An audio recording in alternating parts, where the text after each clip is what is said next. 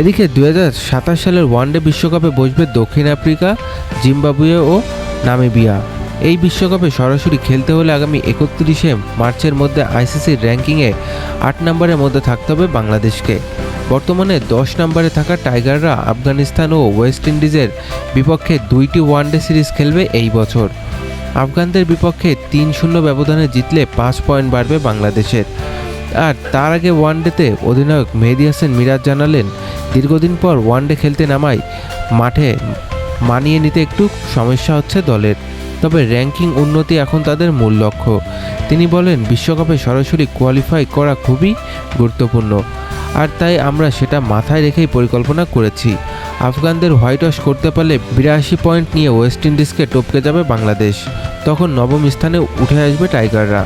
এরপর ক্যারিবিয়ানদের বিপক্ষে সিরিজ জিতলে সেই অবস্থান আরও মজবুত হবে।